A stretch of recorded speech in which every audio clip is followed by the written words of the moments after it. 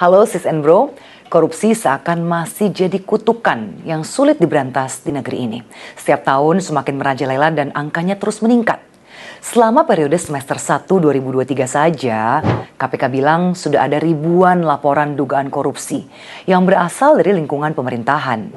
Miris banget ya, uang rakyat terus dirampok. Salah satunya yang terjadi di proyek BTS Bakti di Kementerian Komunikasi dan Informatika.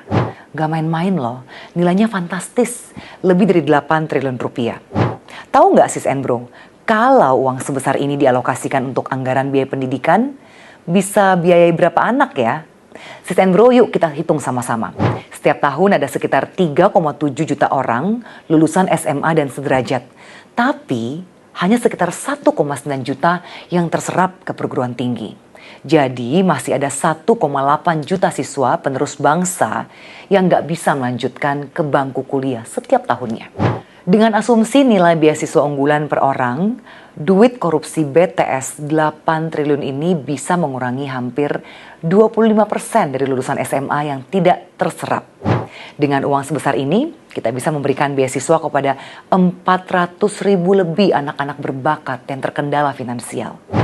Sis and bro, sudah terlalu sering ya kita mendengar bahwa banyak dana publik yang akhirnya terperangkap dalam jaring laba-laba korupsi.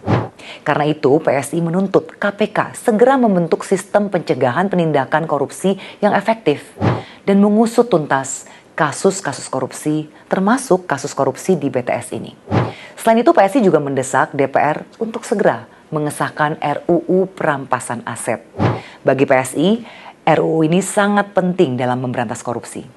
Karena harta pejabat yang tidak bisa dibuktikan secara halal dari mana asal-usulnya bisa segera dirampas oleh negara.